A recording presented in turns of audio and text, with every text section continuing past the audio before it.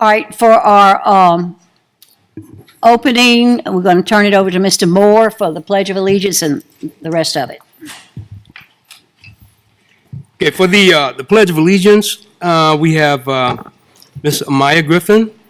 And let me just go ahead and announce that that we have three young ladies from Hammond East Side. In fact, all of our the pledge and the patriotic song are going to be done by the senior class from the Hammond East Side.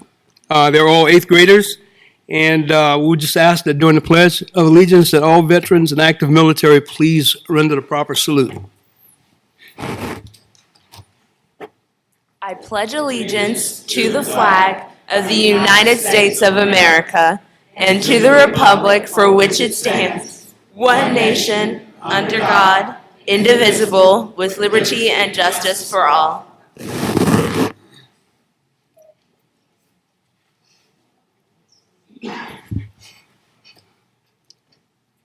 Okay, the three young ladies that are going to be doing the national anthem, Miss Erin Foster, Chloe Swanner, and Katie Cooper. And by the way, the pledge was led by Miss Amaya Griffin.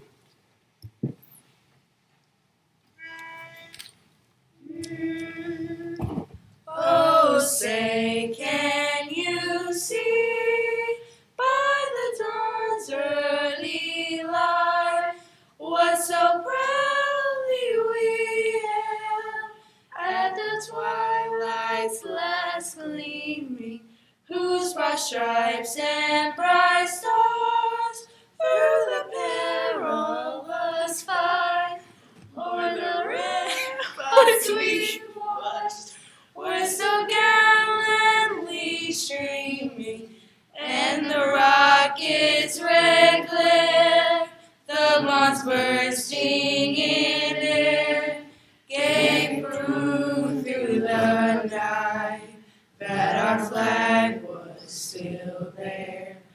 Oh, say does that star-spangled banner yet wave o'er the land of the free and the home of the brave?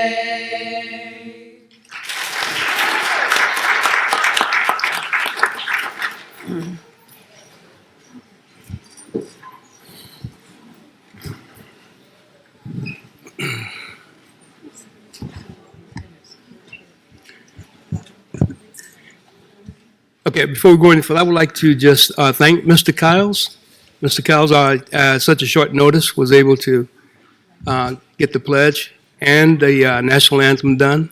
And the last school board meeting that we had, I forgot to give a shout out to Ms. Gato. She did an awesome job because she only had about 2 days to get someone to come and do the pledge and the national anthem. Thank you very much. That was wonderful. Huh? Next item, consider approval of the board minutes of September the 3rd, 2019. Roll call. Oh, I skipped roll call. Sorry, Ms. Jenkins. Ms. Richards? Present. Mr. Toler? Here. Ms. Abrams? Here. Mr. Westmoreland? Present. Mr. Duncan? Here. Ms. Bush? Here. Mr. Moore? Here. Ms. Simmons? Here. Ms. Dominguez? Present. I knew there was a reason you're sitting here. I am. For something. All right, now consider approval of the board minutes of September the 3rd, 2019. Move to adopt. Move to adopt by Mr. Toler and second by Ms. Richards. Next item, 2A, awards and recognitions. Recognize Hammond Eastside IB Magnet Schools Junior Beta Club as National Songfest winners. Mr. Duncan. Pleased to have the opportunity to recognize Hammond Eastside's Beta Club for the great work that they did over the course of last year, both in state and national competitions. We're going to bring up, I believe, Mr. Kiles and the sponsor of the club, Ms. Poche, to kind of give us a little more information about all of the excitement of last year.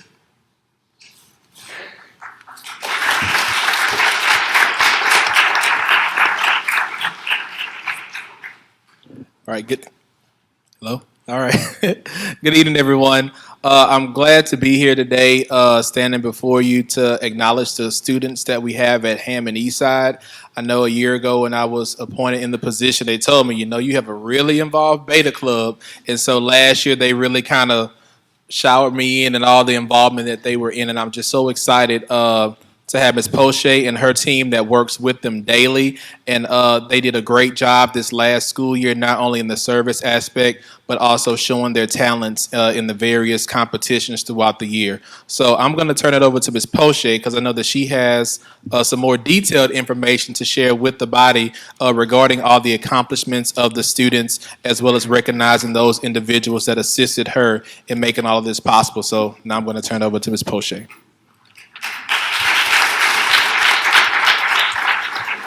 Hi, thank you again, Mr. Duncan, for allowing us the opportunity to formally recognize these amazing and hardworking students. They are absolutely just so hardworking this year. And this past June, we qualified to compete in several national competitions in Oklahoma City. And with the help of so many community members, parents that fundraised nonstop, and students that fundraised the money to go to Oklahoma City. They did such a great job with that. We were able to place nationally in a few competitions. We had 2 students compete in individual competitions. We had Miss Addie Lemoyne, who actually placed first in the state in English language arts, which is such a big deal. And then she went on to place 4th in the nation for English language arts. And so we'd like to recognize Miss Addie Lemoyne.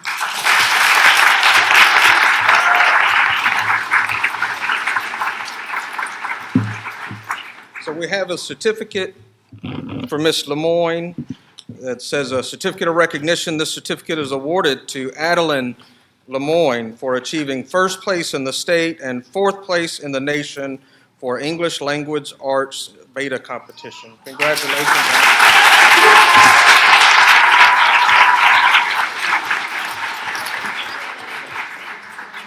We're going to take pictures with you, Adeline.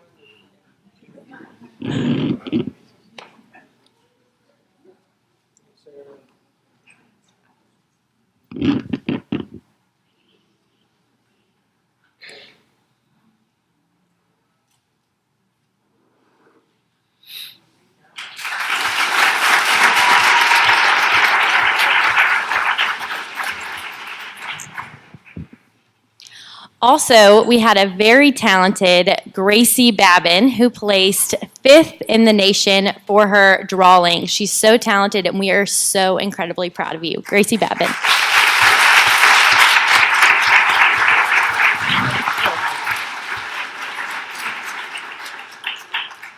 Fifth in the nation is a big deal.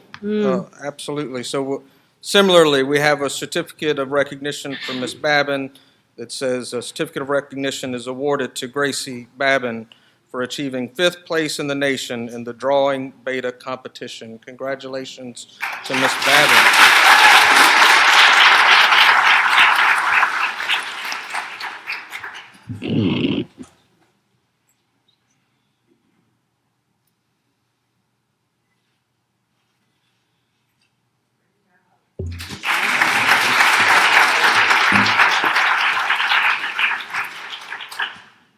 And lastly, we participated in a club competition where we were super excited to compete, and we were told on stage while we were in Oklahoma City that we placed 5th in the nation, which is still such a big deal. We were so proud of this accomplishment. We were thrilled. We've been making small improvements every year. But a few weeks ago, we were told that there was actually an error in announcing the winners, and we won 1st place. So I would like to recognize the 2019 Songfest National Champions. We are so proud of you guys.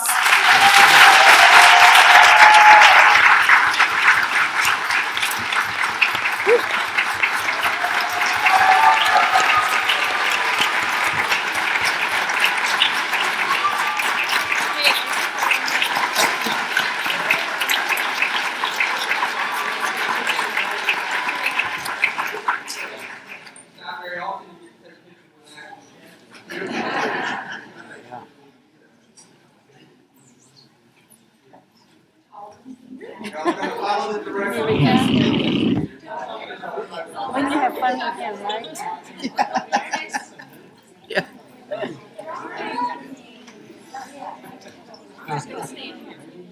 Hey, Brett.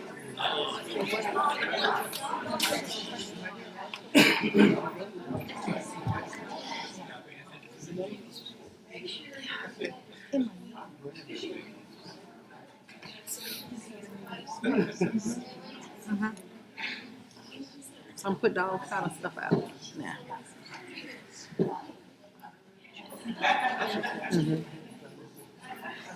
Yeah.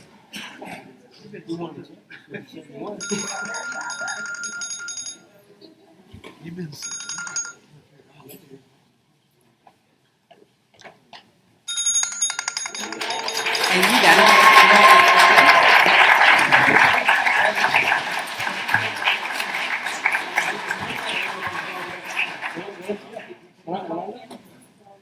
What you do? Doug called.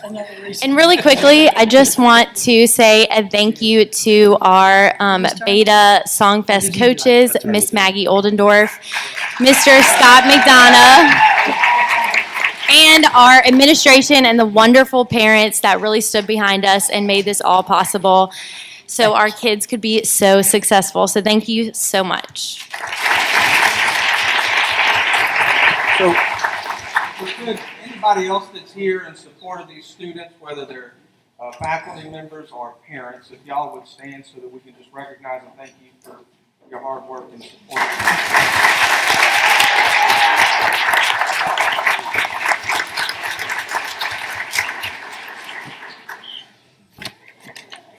And if we have one other student recognition, if y'all would make sure everybody stays for that.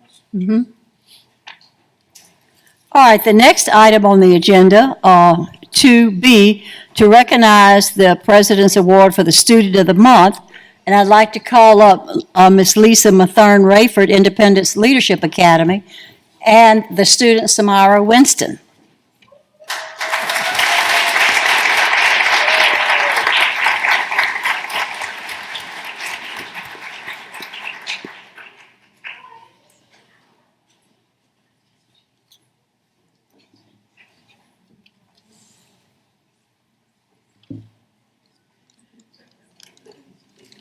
All right, Samara, we want to give you this award. This is a certificate of recognition. The Tangipahoa Parish School System is awarding you for being named the President's Student of the Month because of your outstanding contribution to your school. And you're not only going to get a special letter from the board president, but $20. That is just for you.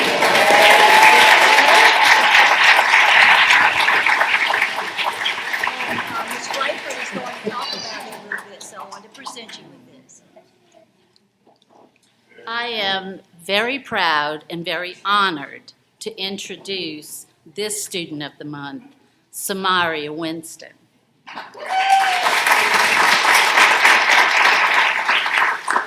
I told Miss Bailey Simmons that from the first day Miss Winston stepped on the campus of ILA, her constant smile and spirit of positivity has spread wide across our campus.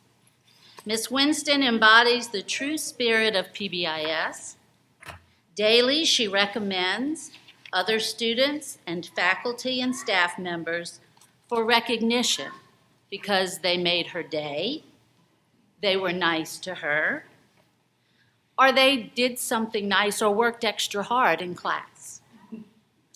She is a most helpful student all around our campus, and she's always watching to catch someone doing the right thing.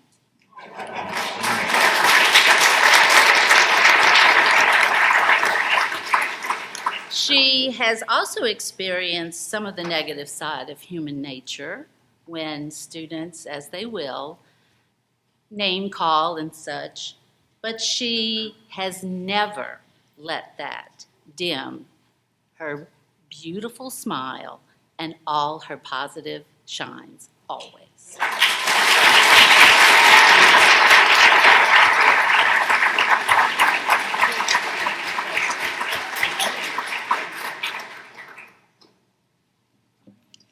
So there she is.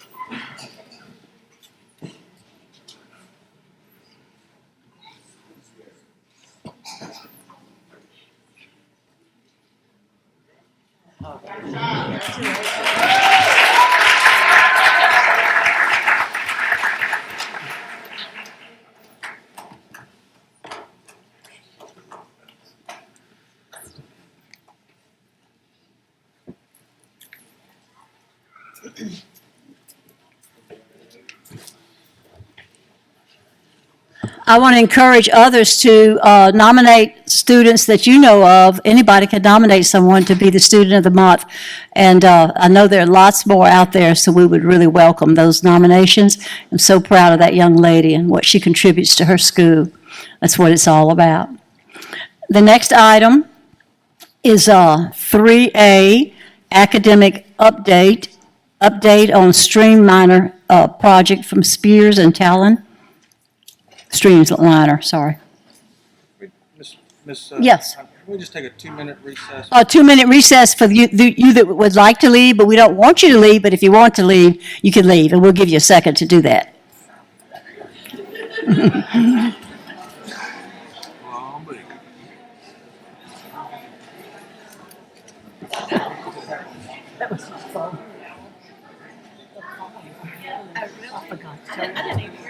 Oh, well, you were doing the last one, or one of them anyway, not the last one. I don't know which one it was. It was mine, though. Family engagement. Thank God, Tom, good.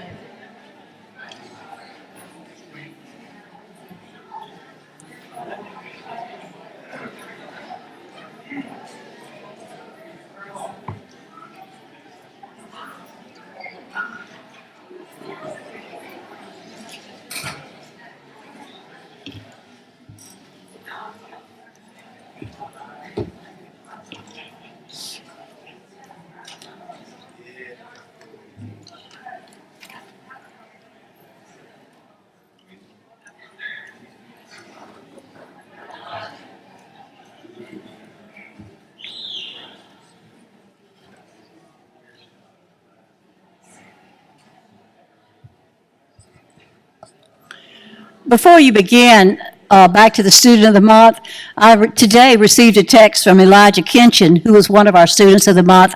Ponchatoula High, wasn't it, Rose? Oh, she's not here. But anyway, he's at Loyola right now, going to college there. And so I got a text from him, and he's an outstanding individual in every respect, but mainly it was about how he treated others. That was so outstanding about him, and he's on his way. So I wanted to mention that to you. All right, the next item, which we already introduced, can begin. Good evening. I don't know if I really need this microphone. Do I really need this microphone? Okay. For the recording. I'm going to get really excited because I'm excited about this project. So if I get too loud, like I used to tell my students, if you do it respectfully and just tell me to go down, I'm going to go softer. Okay? All right. So this is coming from a teacher. I'm a teacher at heart, 29 and a half years. So we have this new wonderful concept we want to bring to you in hopes that it becomes a reality within a year. Miss Stilley would like it sooner, but I would too. We just have to go with the flow. January, right? Right? Well, you know what? Before cyber attack could have been January. Now it's, a little bit further. So we're going to start. Who remembers? Look at the screen.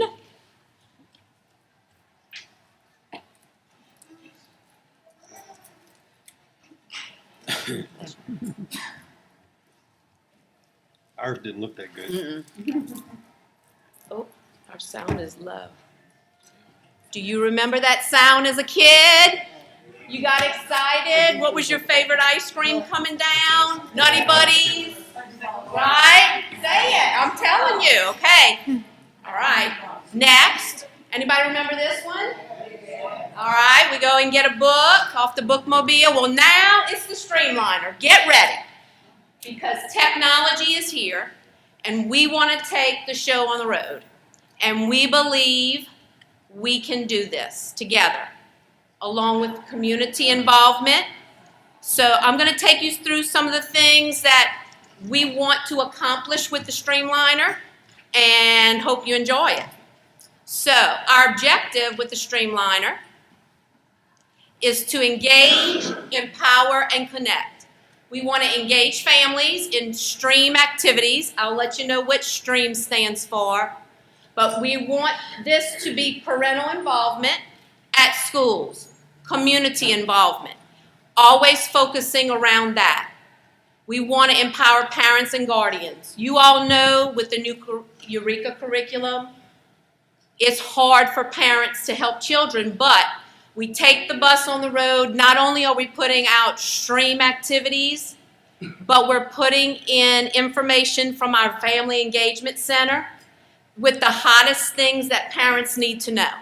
And we want to connect with businesses. We want businesses to see the value in our kids, and we want them to hire our students when they get into the workforce. So we need to create that connection. STREAM activities, it stands for science, technology, reading, engineering, art, and math.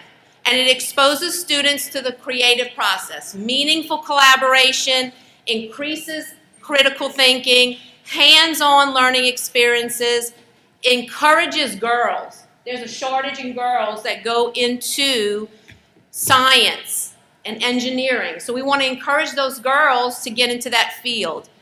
And it shows different ways to value the arts. So we think getting parents excited, getting kids excited, getting businesses excited, not always our parents can get to our schools, but they're always out and about in our community. So we can bring it to them. So here's what we need, statement of need. We want to bring commonality to everyone. Schools, students, parents, and community businesses come together to enrich minds and bring a positive change. We know that if we have parent involvement, students with involved parents are more likely to have higher grades, test scores, attend school regularly, have better social skills, and show improved behavior. And we think that if we could get the bus out with these STREAM activities, with the Family Engagement Center's hottest resources, and let businesses see the excitement, I think we are in a win-win for everything.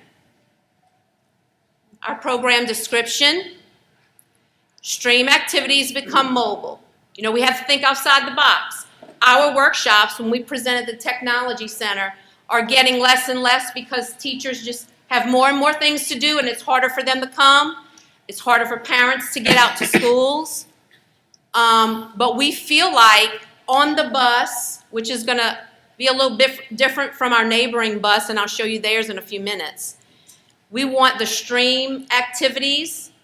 Not only we want to have a bookshelf for the family engagement resources that we can bring out to the parents rather than waiting for them to come to our family resource centers.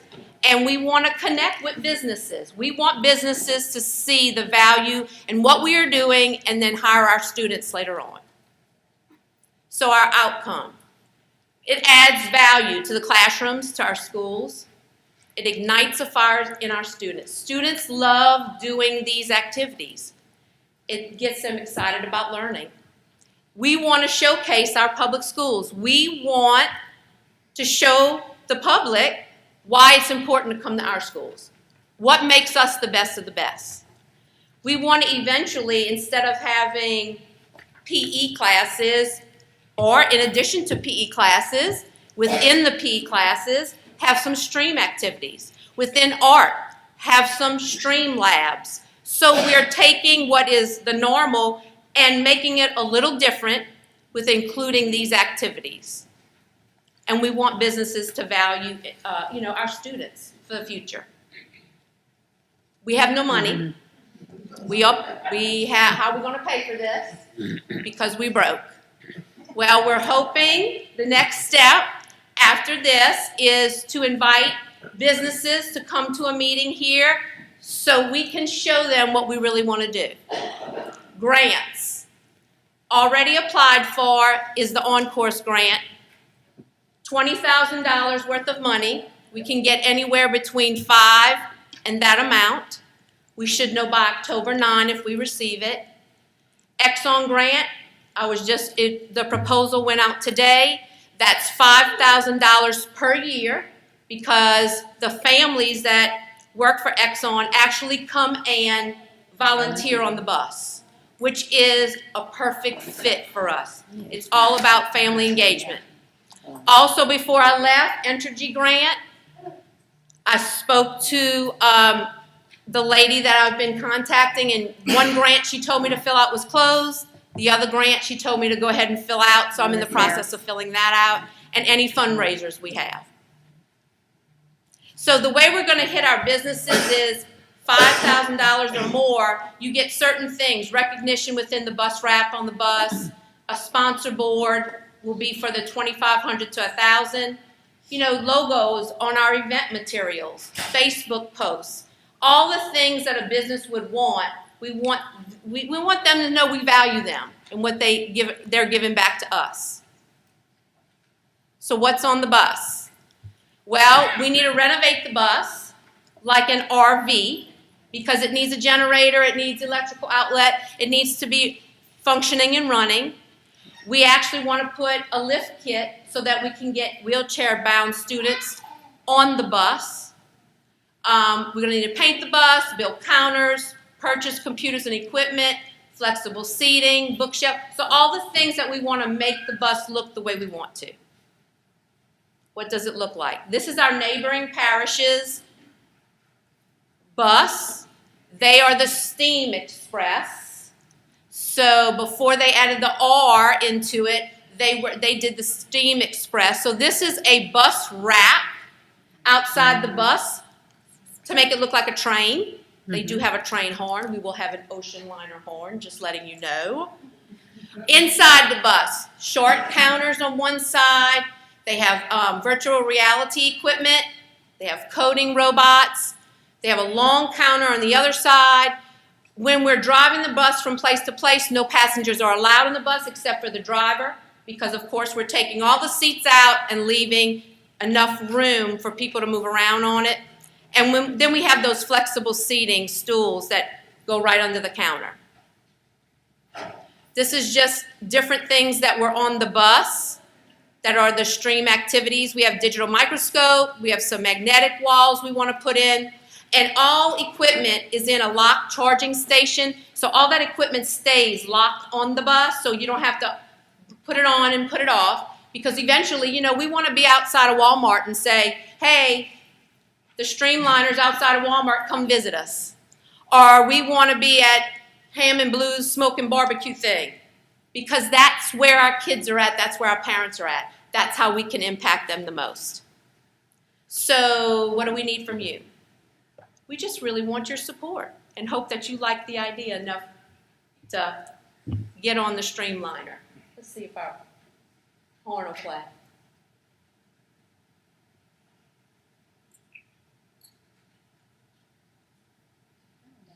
No luck?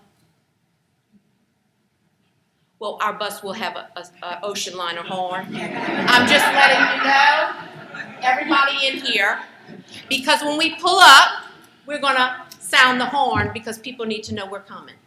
And that we want them excited about us coming. Oh, well. Yes. Let me just say this, too. We start out as the technology department. You know, we'll be doing the bus a lot at the beginning. But eventually, we are going to train parents and students to help us with the bus and run the bus. And we would like to train our high schoolers, especially our robotics team, to come and facilitate. Kids love learning from other children rather than adults most of the time. And I have several I do ag in the classroom for Farm Bureau, and I can tell you that when the kids are teaching rather than me, the other children listen more. So eventually that bus will be run hopefully by children and parents. It's a community bus. We want to be out and about so that the community knows enough to say, oh, they may have some information in there. Let me go see it while we're passing. Ms. Stilley, any other comments? None. I just want to thank you and Dina for being here tonight and presenting to the board and, getting them in the loop of the idea and so that we can move forward. Thanks. Any other board members have any questions or comments about the program? So it's going to be a horn, not ice cream truck moving. It's going to be an ocean liner horn. Okay. You're going to hear us coming. Because I guess if you did the other, they'd think it was ice cream and they'd be mad. Now, I almost had ice cream for y'all, They'd but be mad. they told me, my husband told me I was going a little too far. That's the elementary in me. I'd have brought you ice cream, so you have him to thank that you don't have any tonight. Make sure you tell it to Dan. As always, next time. That's right. That's right. Thank you. Thank you, Ms. Thank Knight. you very much.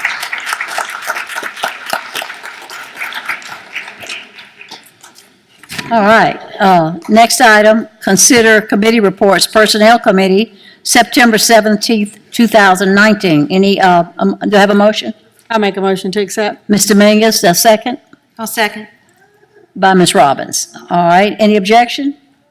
Motion passes. I think I forgot to ask that a while ago. Yeah, You were supposed to correct me. Madam President. All right, yes. Poor Tom. I gave up. Thank you, I Madam know. President. At this time, we would like to recognize the administrators that have just been approved by the board as assistant principals in our parish. And first, I would like to recognize Isanovia Gray, and I would ask Ms. Gray to come up. She's going to be the new assistant principal at Amite High School. Ms. Gray, if you'd like to come up and say anything. Congratulations.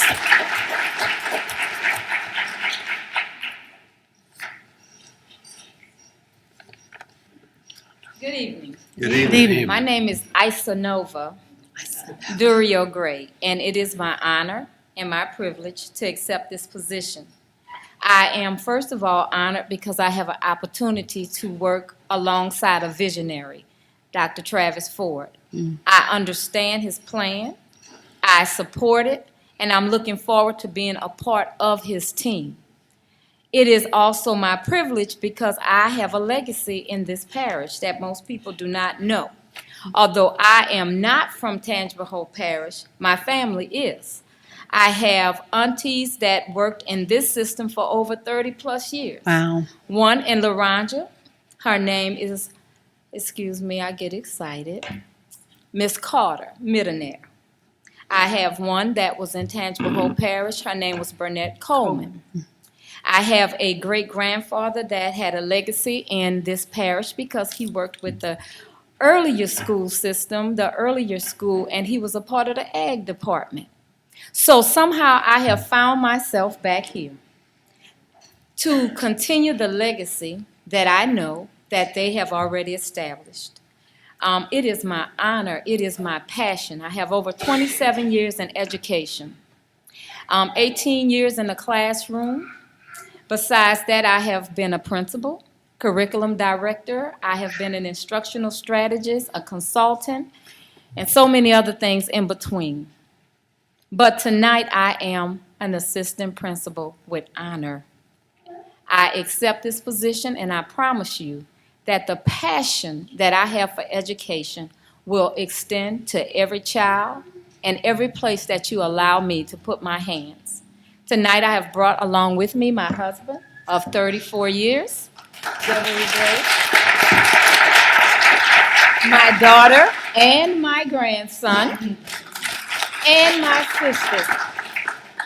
And I am, again, so honored to have this opportunity to make certain that the vision and the mission of this parish goes forth. Thank you. Thank you.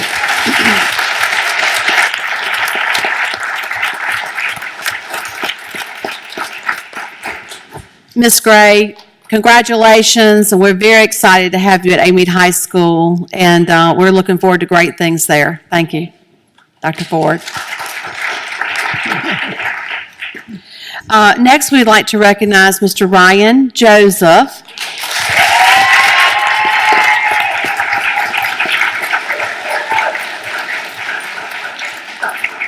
Mr. Joseph is the new assistant principal at Ponchatoula Junior High School. Congratulations.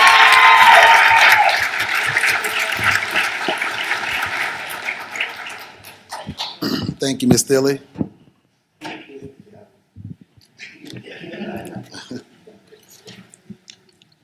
First, I would like to thank the God of Israel for protecting and providing for me, and also serving as my guide through this journey called life. That's right.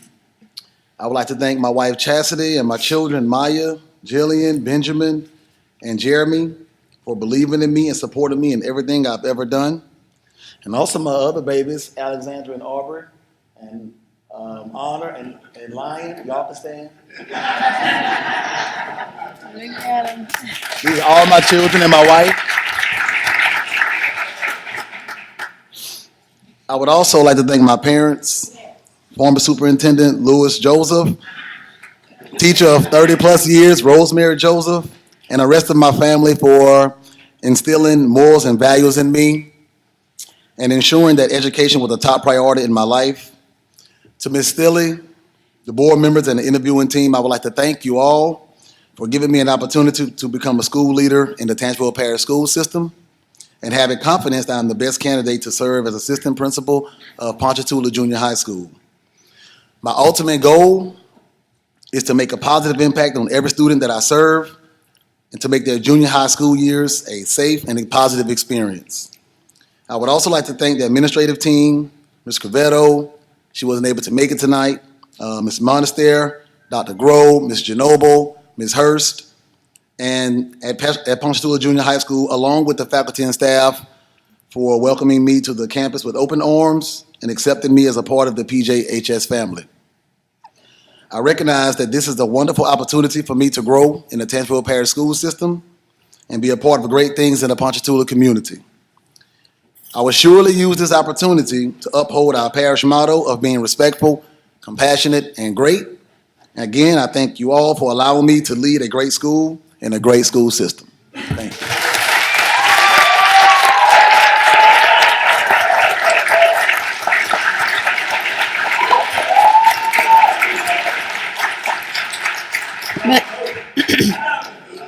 Mr. Joseph, Mr. Ryan Joseph, I mean. I'd like to personally congratulate you and on behalf of the board, and we're very pleased and very happy to have you as assistant principal at Ponchatoula Junior High. Thank you. Mr. Joseph, I didn't get a head count. How many children you have? These are all yours? My dad walked before, and my little cousin is just like my children. Okay. They're all just like my own. All right. That's great. That's great. I would like to say something to that, Mr. Joseph. Would you rather be sitting up here or over there? I see you sitting over Yes. there. Yes. Yes. Okay. Also, we have, as assistant principal of NESOM, we have Miss Tiffany Mitchell Davis in the house.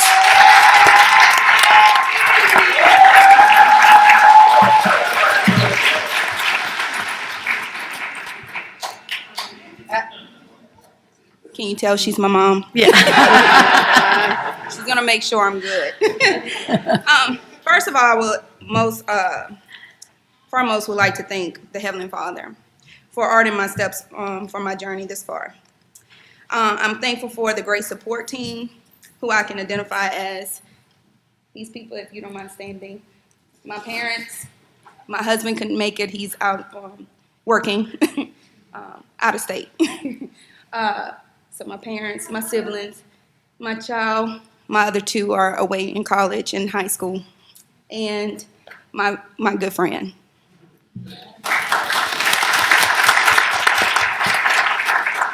I am proud and humbled to accept Tangipahoa Parish recommendation as assistant principal at Lucille NESOM School. I'm excited about the opportunities and challenges that lie ahead. I'm looking forward to working with Dr. Austin and NESOM family as we work diligently to climb the ladder of success. Together, we will build a strong network of educational opportunities to serve every student who aspires a brighter future within our community. In conclusion, because I'm short and sweet, there's a quote by Michelle Obama that I really like. The ability to read, write, and analyze. The confidence to stand up and demand justice and equality. The qualification and connections to get your foot in the door and take your own seat at the table. All that starts with education. So I appreciate having an opportunity to get my foot in the door and have that seat at that table. Thank you. Thank you.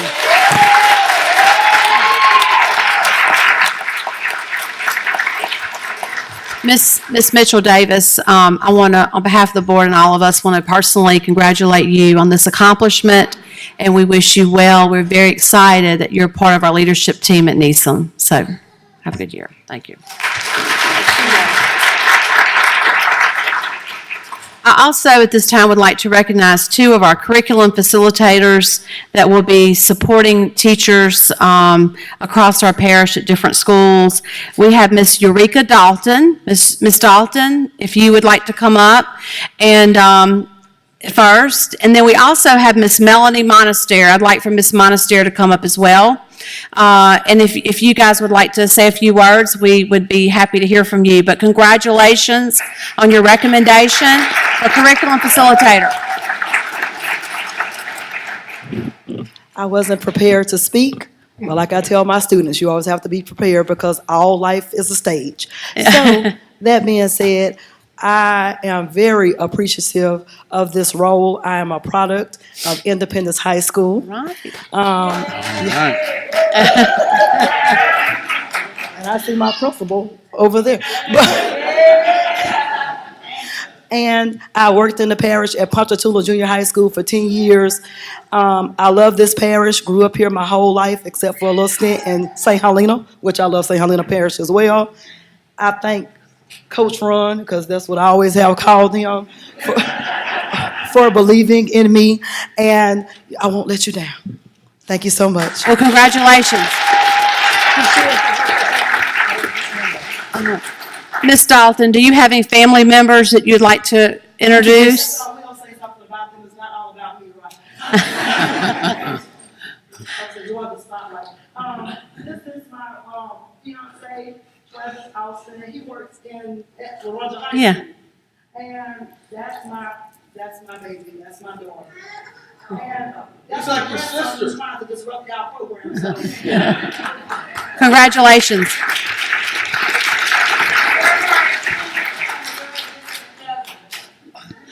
And we, extended family over here.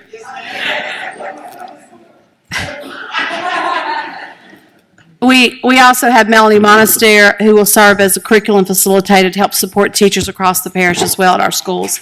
Melanie. Thank you. So good afternoon. I'm very, very excited to be working with Eureka Dalton again, because she and I worked together at Ponchatoula Junior High. And when I was there as assistant principal, she was there as a teacher, and I loved working with her, so I'm really looking forward to that. But I, too, thank my God, because I would not be where I'm at today if it wouldn't be for the mercy and the grace that He's shown to me. And then I try my best to pass that down to my students, my teachers. I've been very, very fortunate to work with great principals, Miss Mary Beth Crevetto, Mr. Danny Strickland. I've worked with Mr. Virgil Allen, Miss Cynthia Foster. I mean, some great, great principals that helped shape me into who I am also. So I'm looking so much forward to growing with this parish as it continues to grow. And I'm also looking forward to learning more as I take on this great responsibility and work great with Miss Lisa Fassell, Miss C.C. Lanier. And I'm just looking forward to continue to learn and grow in this parish because I know it's going in a great direction. Thank you. Thank you. And my husband is here tonight, Warren Monaster. Stand up. And I have, Randy wants you to stand, okay. I have 3 children and 7 grandchildren, and my oldest son is in the hospital. My youngest son's wife went in the hospital today, And my daughter's birthday, who is today, and she had something planned and couldn't be here. So I'm like, okay, God, are you trying to tell me something? And I know Mary Beth Gravetto is saying, yeah, don't leave. But I am very blessed and honored. Thank you. Thank you. I would like to again congratulate Ms. Monastery and Ms. Dalton, and we're excited about you supporting our teachers who really need that support. Thank you very much. Ms. Simmons? Ms. Simmons? Yes, Ms. Rose. I just wanted to personally acknowledge Melanie Monastery, thank her for her service to our schools over the past years. Melanie has been administrator at Ponchatoula High School as well as Ponchatoula Junior High. She is a phenomenal teacher, and we are so blessed that she wants to continue. But I know she wants to get back to the love that she had for curriculum, because she is a phenomenal classroom teacher that we missed when she moved to administration. And I know we're really going to miss her at Ponchatoula Junior High as administrator. So thank you, Ms. Monastery, for all your years, and we wish you good luck in the next few. I'm going to miss you at the junior high. Thank you, Ms. Simmons. All right. Okay, thank you. Next item is superintendent's reports or recommendations. 5A is an update on active maintenance and construction projects. Mr. Schnattelbach. Thank you, Ms. President. The administration has developed a maintenance and construction project worksheet. Y'all should have a copy. It's something we feel is going to be able to help track some of our maintenance projects that we're working on, so y'all can get an idea of what the status of them. These projects are. We'll be updating that. Mr. Schnattelbach, would you hold it just 1 second so that we have some people that leave? Oh, that's fine. Okay, so we can hear.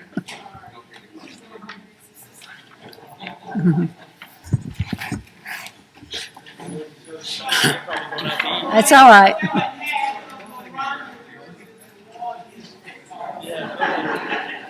Congratulations.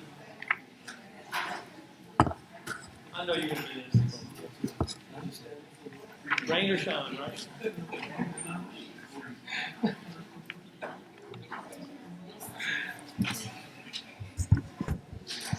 Sorry. Goodbye. It's okay. All right, now. Thank you again. I'll start over. The administration has developed this maintenance and construction project worksheet. It's a tracking device. We'll be tracking our projects for y'all. We'll be getting these, updating this worksheet for you each month, so you can see the status of all our projects we're working on. When they're completed, we're going to leave them on the worksheet for about 6 months before we remove them, so you can get an idea that they're what projects are working on, which ones are being completed. It should be a good tool in order to help keep y'all informed on projects that we're working on. One thing I wanted to also let y'all know is that, recently y'all authorized us to enter into a contract with a consultant to help develop a facility plan and a demographer contract. Just kind of update y'all. We're in the audience today are our CSRS representatives. They're working diligently to do our work.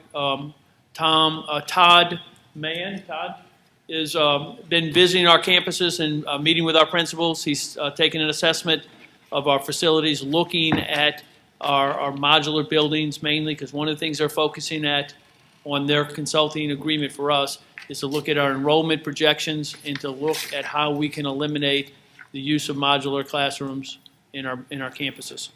Todd has visited about 9 schools already. He plans by the mid-October to have visited all our campuses, and that's going to coincide with the work that Mr. Michael Hefner is doing with geographic planning and demographer services. Mr. Hefner is doing the enrollment projections. I've talked with him today. I've given him a preliminary number of our October 1 count. He was excited to have that. He plans to have his projections done toward the end of October, at the latest November 15th. That information then will be handed over to CSRS, where they will be able to finalize their projections for us. So just kind of give you an update that the work's going on. They're working hard behind the scenes, and hopefully going to develop that 5-year facility plan for us. That's really all I had, Ms. Stilley. I take any questions if anybody had questions. Yeah. Well, do you have on here the walkway in the Ranger? Yes, it's on there. Okay, but could you give us an update? What project was that? The walkway at the safety. Yeah, Crosswalk. We're having a meeting on Thursday of this week with representatives from the Louisiana Department of Transportation and with our traffic engineers, and they're going to do a walkthrough exactly to define the scope of the project, and then from that point, we'll be able to move forward. There was some issues with the overhead hawk system that we were originally trying to use. The state has more permit requirements for that, so I think we're going to go to a more of a triangle-type warning devices that will be just as effective as what we're being told. So, but anyway, this Thursday on the September 19th, we're having that meeting with those individuals, and hopefully from there it'll be productive. We can move forward. Okay, and then I think it's number 5, the gym exhaust fan at the A-Meet West Side Middle. Yeah, that equipment is on order. We expect the exhaust fans to be delivered on October 10th. Okay, that's taken a while, huh? Well, it's big equipment. It has to be individually constructed to fit the gym. So it's not something that's in stock. It has to be kind of adjusted and made and shipped to us. All right. Is that it, Ms. Sandra, for you? Yeah. What about the lighting at Independence High School? I've been in touch with Coach Shaffett. Where are we on that project? Well, the project is, as far as we were told, it would be finished this week. I know the engineers here, the architects here, Mr. Bankson, may be able to give us an update. It's kind of changing. Earlier today, I was told that they needed to do some programming to make the lights work, and now I think there's some additional information we're trying to gather. Chris, have you heard anything from what we've talked about earlier this evening? No, I'm sorry, Mr. Mealy, I was talking about Mr. Bankson, right over your shoulder. What I was told is that they received the programming information from the manufacturer, and they're actually out there right now, adjusting the lights. So they're out there working on it right now, Ms. Abrams, and it's our hope that they will be finished the project by the end of this week. I know Mr. Crivetta has done a lot of work to make sure that the other parts of that project, the fencing, the electricity to the scoreboard, getting the 30-second clock, getting the sound system, getting all those things done. He's got a lot of that done, and I think we're pretty much on schedule. We're just waiting for the contractor to finalize getting the lights to work. So we're pretty confident that by their first home game, they'll be able to play on their football Again, field? we hope that we're confident that it's going to be completed by this week. So Okay. we'll have a week for them to prep for the game. And as far as the field house for LaRonja, I've been in contact with their coach as well. Is it safe to say once we come up with a number of how this should be built, that this will happen within the next year for the LaRonja field house? If we can all That come would be my together. hope. That project still would require court approval. But yes, it would be my hope that we would move forward on that. Oh, and then the drainage at LaRonja High School, how much longer on that? Let's see. Well, that's one that we, that drainage, the project actually starts, it's focusing on draining the area behind the gym, and it will drain behind the home bleachers, and then go to the north side of the football field and drain, because that's the way that area drains. Mr. Mann informed me that when he did his assessment of LaRonja High, that a lot of administrators had some concerns about drainage in the area in front of the high school and near the modular classrooms. That was an area that we weren't aware of was creating a problem. So Mr.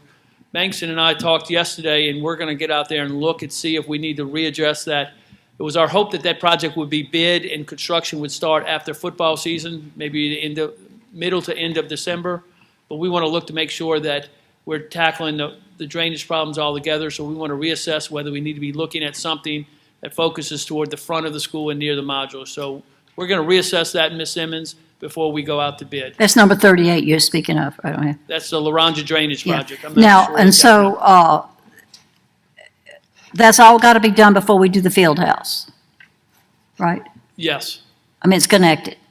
Well, it's connected, but it's not going to stop the design process or the bid No, process. no, but I meant before you could put it down. Yes. Is that, so we're projecting it'll be finished by We'd about, like to start the construction project mid to late December, okay. after football season's over.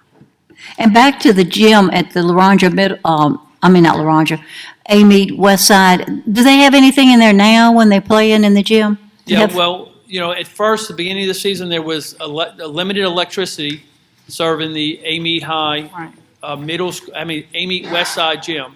We've gone in and we've added additional panels to support additional electrical usage in the gym. We've added some electrical circuits that allows for box fans. They're using box fans. We're working at putting exhaust fans that were constructed over when they did an expansion to the locker room many years ago. Those are the exhaust fans that were on order we expect to have by October 10th. And we're also working at putting some type of additional, at one point it was ceiling fans, but now our architects are a little concerned about the height of the ceiling fans, so we're looking at some pole-mounted fans, and we're looking at that. So what's in there right now when they're playing? Is there a fan in there? There are floor box fans Okay. in there we're operating. Okay. Yeah, anybody else? Yes. With Kentwood High, we'd like to say that the community is really excited about the gym floor. It looks great. Good, thank you. Now, but we know that you all came up and y'all did an evaluation of the building because we were really concerned about the windows. Yeah, we're still That's there. gathering information on that, Ms. Richards. We haven't gotten it all. Okay. The architects have led to me, at least give me a hint that it's going to be a very expensive project. But we do have some millwork issues with the windows that, you know how old the building is. Yeah. It hasn't been worked. These are original window frames. Right. They're showing their age now, and there needs some work there. They're recommending replacing the windows, or we We talking haven't about gotten to glazing? that point, Mr. Toller. We're still trying to assess. I think they just met this week, Kevin. Is that correct? Y'all walked the campus? Yeah.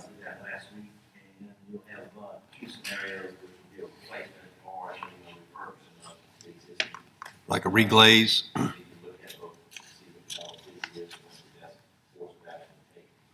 So it's still preliminary in getting the information through the architects.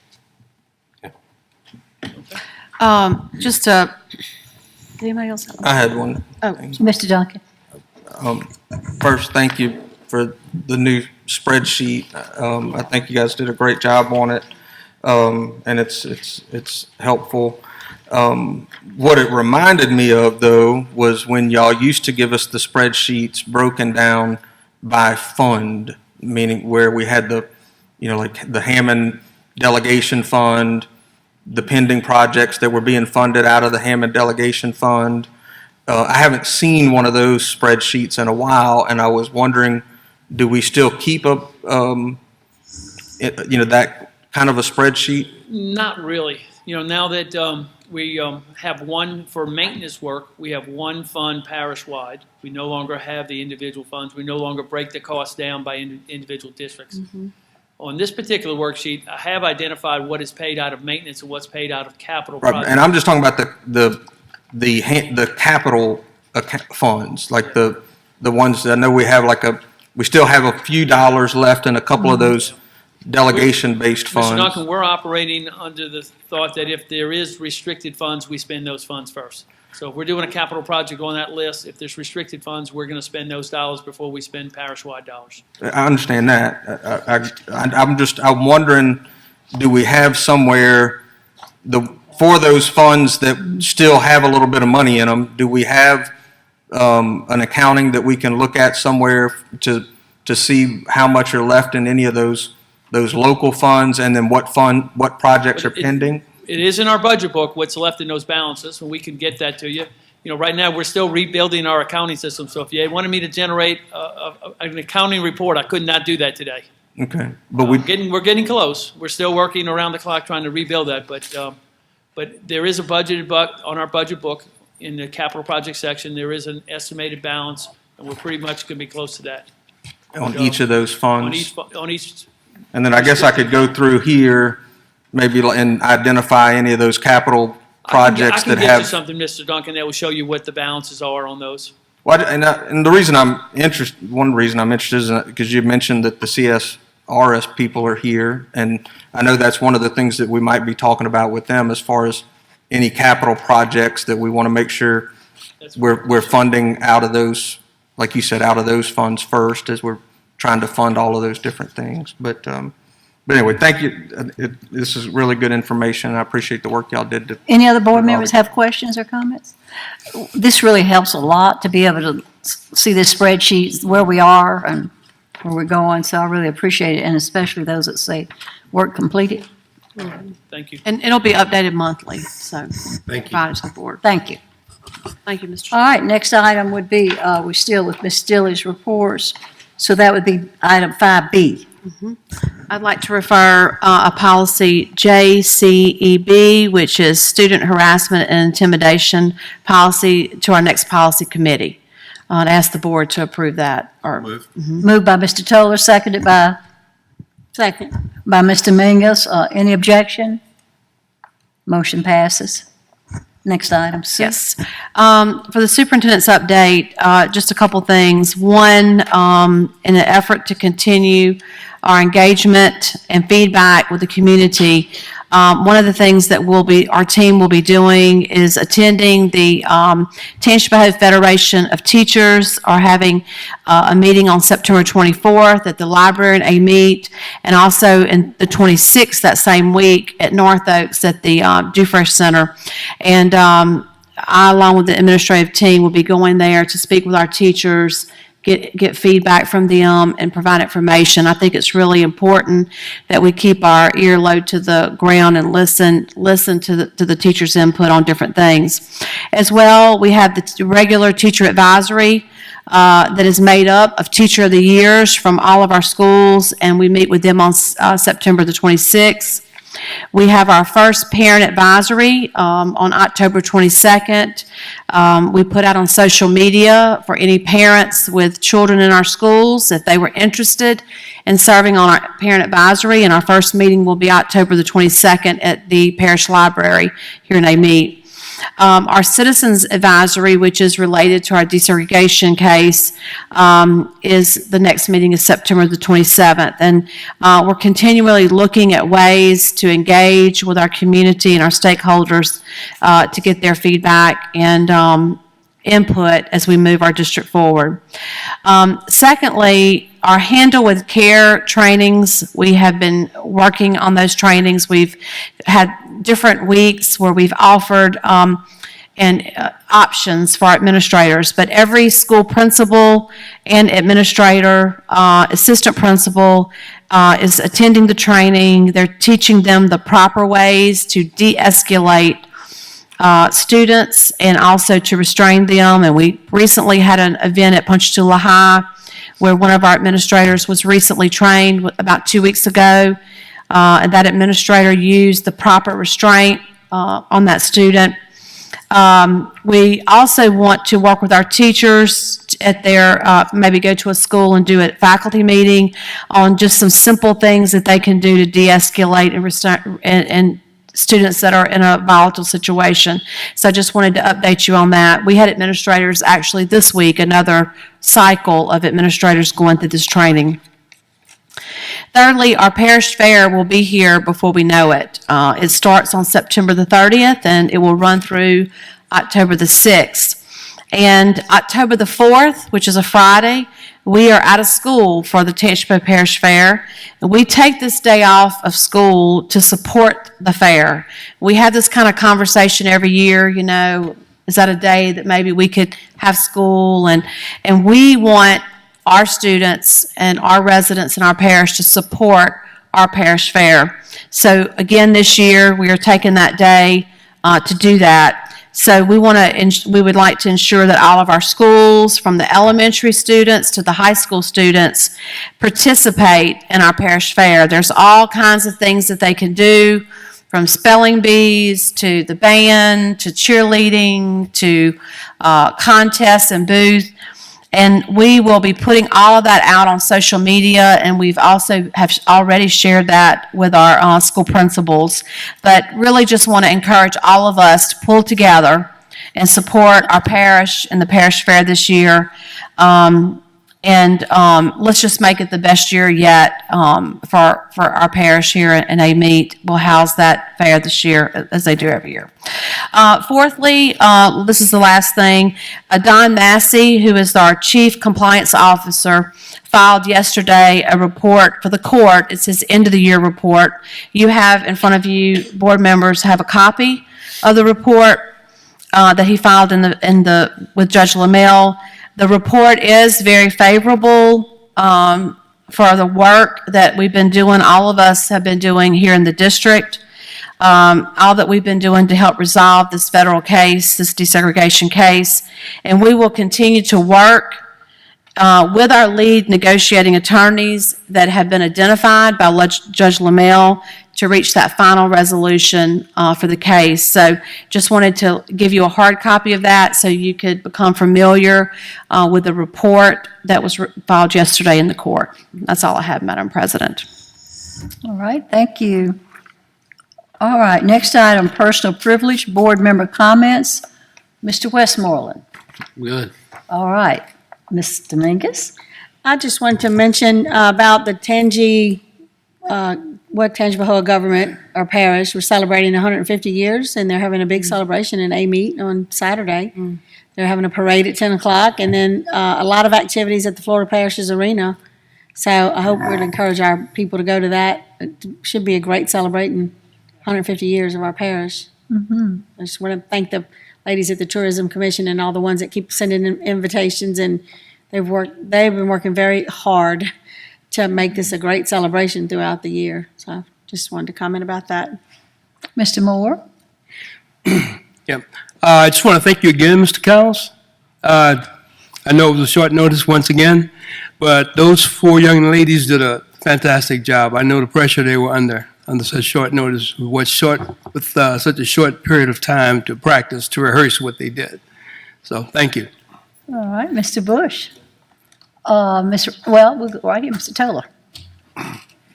Well, just wanted to, on a personal note, I think it's relevant to do a public thank you to the Sheriff's Department. Last week, my life was kind of turned upside down Thursday with the theft of a truck, trailer, and Kubota lawnmowers and equipment and you name it. And it just took my livelihood and kind of turned it upside down for 40 hours, for a miserable 40 hours that I don't want anybody else to have to go through. But as I was losing faith in humanity,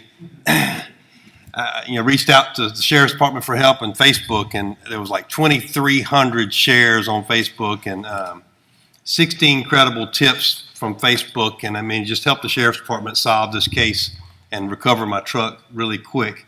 And the other thing that kind of reinstated that my faith in humanity was 24 different offers from competitors and friends to come get trucks, trailers, mowers. I mean, you live in a community like this, and this restores your faith in humanity when your community comes forward and they pray for you, they offer help, they help. I had friends that I went to college with in Ponchatoula that there was a sighting in Ponchatoula, and they were riding the streets in Ponchatoula. So that just kind of restored my faith. So went to church Sunday, obviously, and everybody kept patting me on the back and saying how lucky I was. And I choose to say that I was blessed more than anything. Amen. Because I'm blessed to live in a community with a great law enforcement family. I'm blessed to live in a community where people pray and support each other and offer their services. And I'm also blessed to live in a world where our Creator, who created this whole universe, cared about me and cared about our family. So I choose blessed over that. So once again, thank you to the sheriff. Thank you to the Sheriff's Department, friends, family, Facebook family. It's a product. Getting my stuff back was a product of their love. And not for me, but just for someone who works for a living and is trying to make a dollar. So thank you, thank you, thank you. That's great. Great. All right. You good? All right, Mr. Duncan. Tonight, I just wanted to talk a little bit about the notion of community partnerships. It's been encouraging and wonderful to see the many organizations and individuals that have expressed an interest and actually partnered with our school system to play the important role of joining us in the work that we do. We've had some longtime community partners that continue to work with us.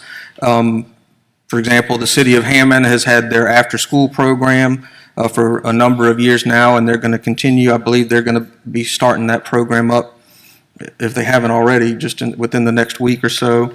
The city of Ponchatoula has been a wonderful community partner with us as well with their after-school program. But we had a new community partnership that was announced this week with the Hammond Police Department, where the Hammond Police Department is going to be sending in officers that are going to be coming in and just having lunch with our students and spending time with them, reading and mentoring them, from what I understand. And I believe Dr. Hurst worked on kind of helping to put that partnership together and put some meat to it, and really appreciate that. It's my understanding that other law enforcement agencies are also interested in joining in this partnership, which I know we're all excited about the possibility of that happening.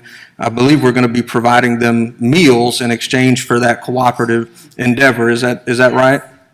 So any law enforcement officer that wants to come in and eat with our students, the meal is on us. But that's I think an exciting thing. We also have another community partnership. A few years ago, through the Hammond Chamber of Commerce, they kicked off a program called the Young Entrepreneurs Academy, which I believe any of the board members that were here a few years ago, we actually brought in some of the graduates of that program, and the work that they did was just really incredible and inspiring. What this program does is it's another after-school program where they take these students who maybe have an idea for a business concept and work with them for an entire year and mentor them for an entire year on how to actually turn that idea into a real business opportunity that they can go out and possibly make money on. The Chamber has handed that program off to Southeastern, who of course is another wonderful community partner of ours, and they have secured scholarships to help for any student that applies. They're going to help, I think these scholarships are going to help pay for that program. But the deadline to apply is September the 30th. They still have a few spots left. Anybody that knows a student that this might be a good fit for, I believe it's 6th through 12th grade. Is that right, Ms. Fussell? And they can apply at yeanorthshore.org. I've posted about this a couple of times on my Facebook page, but the best way to go find out more information is to go to that website. Again, yeanorthshore.org. Find that information, get your application in. It's a really great program, and hopefully we can get those graduates in here and hear about the business ideas that they've worked on. So thank you so much. I'm going to reiterate what Rose said about the Tangipahoa 150th anniversary. Of course, our schools play a big part in being part of this community. So the time capsule is going to be buried between 8:30 and 9:30 at the parish government office. The parade starts at 10, starting at Amite Elementary, and the celebration at the Florida Parish Arena is from 11:30 to 4. So if you're out, don't have anything to do on Saturday, go be part of this celebration. I know all of the fairs and festivals are participating in the parade. It's going to be kind of like our parade that we did last year, so take advantage of, if you don't have anything to do Saturday, to go out and celebrate 150 years of Tangipahoa Parish. I do want to thank Mr. Brett for all of this outlay that you have for us. Us as board members, when we are approached by people in the public and they ask us about a project that has been going on maybe for years, we want to be able to say what we know about this project, and this gives us a way to be able to respond to those people in public, that we know what we're talking about and that our board is working and central office is working to get those things done. Also, for those of you that don't know, I work for TARC, which is a nonprofit organization here in Tangipahoa Parish that helps children with special needs.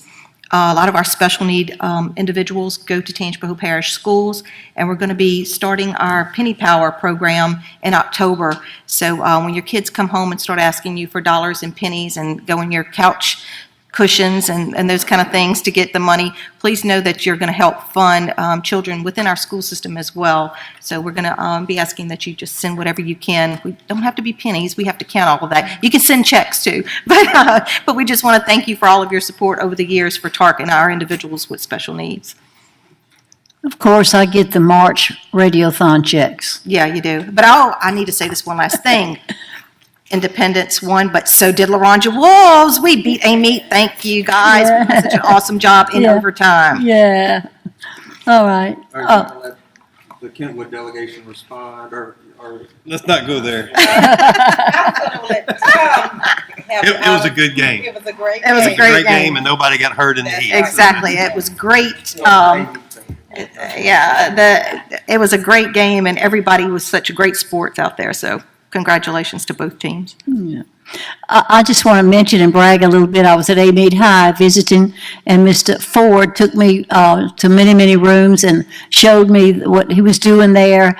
And it makes a board member feel really wanted or accepted or whatever you want to say when a principal takes the time or has the time to take us around and show off their school. But the main thing is the pride that he had in the things that was so wonderful in his school, in the classrooms and the teachers that he bragged on.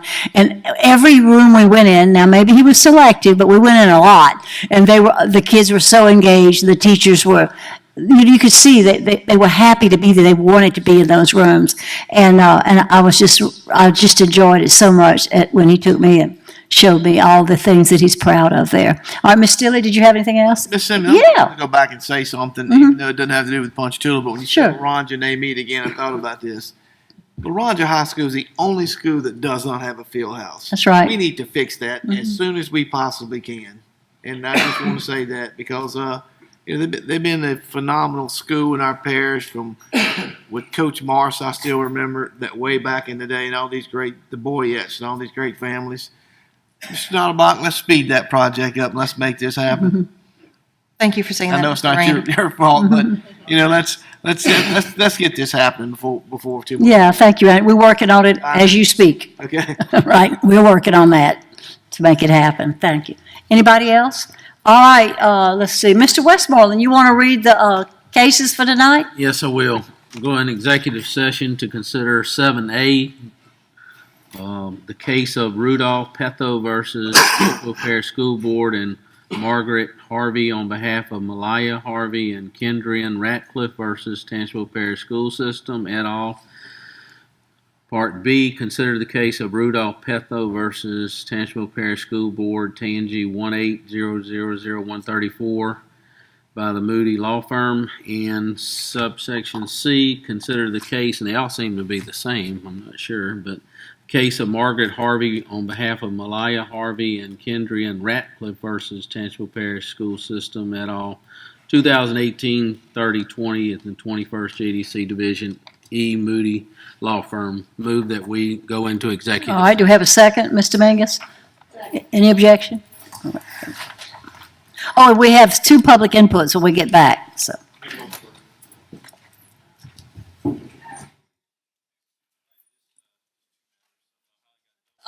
Reports.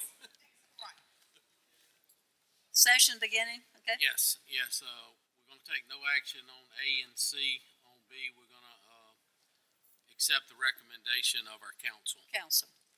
Okay. Second. No objection. Motion passes. Now, on public input, we have 2. And who's first? Amy Brunfield on transition general input. Wait till you get the thing up, Ms. Jenkins. Can y'all hear me? Okay. So, my name's Amy Brumfield. I'm a resident of Hammond, and I have spoken on transition a few times, but this time it's much more timely for me. My student graduating 2021. So, and the U.S. Department of Education just put out for feedback from SEAs, LEAs, parents, teachers about technical assistance on transition specifically. Because students with disabilities, more often than not, do not have adequate transition planning. So I am gravely concerned. I mean, it's a little too late for my student, but I'm gravely concerned for the thousands that are coming behind him, because transition is to plan for the rest of his life, post high school. And what that is supposed to look like is, are they going to college? Are they going to get a job? Are they going to need training to get a job? Are they going to need support in going to college? What is their life going to be like when they leave this school system? And I can tell you that nobody really knows how to do that and what that is to look like on a piece of paper. So I met the guidance counselor who's never met my son. And I said, he's a junior. How have you never met my son? And she's like, well, we have a lot of students. I said, I understand that. And I said, well, who's responsible then for making sure that he understands the process in going to college? Filling out applications, filling out financial aid forms, identifying schools that might be good fits. Who's responsible? That's not you. She said that they typically only attend an IEP meeting in junior or senior year. So I just think that there's a gap there, because if the IEP team is solely responsible, well, of course, a key component of that team is the guidance counselor, in my opinion. So there is a lot that's not happening, and I just would like to see it happen for students because there are programs available for them, there are opportunities for them, and in order to access those opportunities successfully, they need to have the information and the resources and support while they're still in school. I would hate to see another statistic, 80% students with disabilities are sitting at home after high school. That statistic has to change, it has to improve, and the only way to do that is to start in high school. Actually, it's starting sooner, but high school is critical. Those are the years that are going to mean most as far as setting them up for future success. And I know that college and career ready is the buzz, is the trend, and I don't think they have to be sacrificed in the case of students with disabilities. I think they should have the same college and career readiness preparations. I heard from a principal today that, and granted it was focused on typical students, but they said they lack the soft skills needed in the workplace. Can't hold conversations, can't make eye contact because they're used to texting and things of that nature. Well, those same soft skills apply to all students. So those same training ideas and support ideas that these principals are coming up with for their typical students should absolutely apply to students with disabilities, if not more so, because it might take them longer to connect those skills to life after high school. So my biggest concern is adequate transition planning, making sure that every opportunity that's available is explored and offered. I know that parents need to do the work. I understand that. I've been doing the work for years. But if they don't know where to turn, they're relying on the school system to show them the way, to say, this is available, did you know? This is a resource, did you know? Have you checked this out? And that's just not happening. More oftentimes than not, I'm the one saying, hey, this is available, did you know? So I just hope that as you move forward as a district that that is taken into account for the thousands that are coming up to school. Thank you. Thank you. Mr. Brumfield?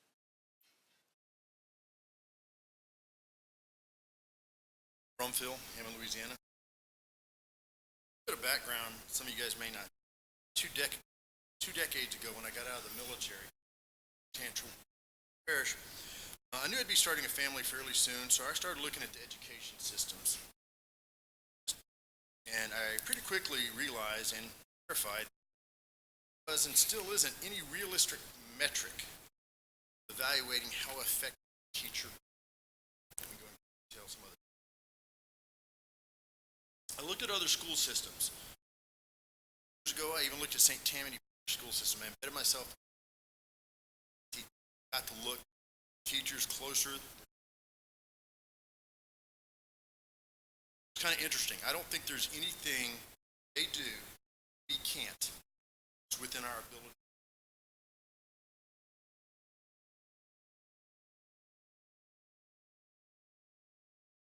Pretty sure most parents haven't quite extreme. spend a year in the school system evaluating. One of the interesting things they do is with their 8th graders kind of have to declare what they're going to do after high school. It helps them choose their high school classes, helps them start thinking about and preparing for after school, which gets back to transition. My wife is going to talk on that tonight. One of the things on transition is IDA requires a transition plan for students with an IEP by the time they're 16 years old. Years ago, my wife came here then, asked if we could lower that. Especially kids with special needs need a little more time than a year or two to prepare. It's more difficult for special needs. And at the time, they were told no. Turned 16 years ago. Get one now? It's a very reasonable request. At it, something my wife said, why don't we just lower that for all? Moving it to 8th grade is something we can do. We're doing it anyway. Which would be, let's expand it to all kids, because it doesn't matter if you've got a special need or not. 8th grade, if you start thinking about where you're headed in school and help you start mentally preparing where you're going after school, get you thinking about it, and might even help with retention. Stay in school to be that.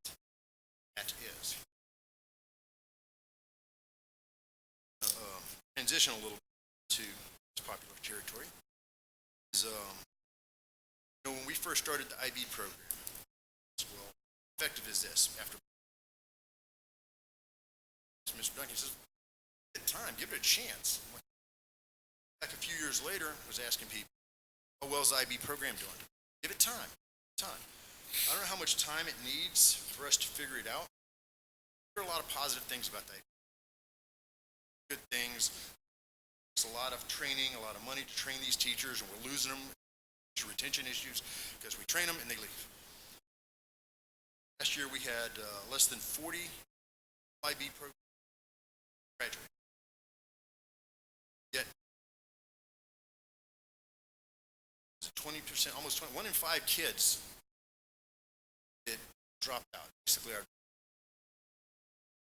so while we have 40 kids getting a full IB, 4,000 kids not finishing school at all. Still, he came up, you talked about data-driven results.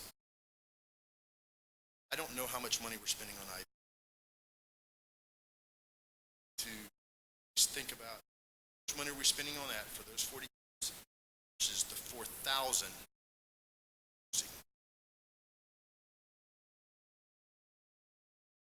results.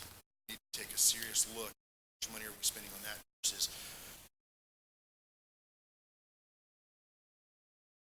Thank you. All right.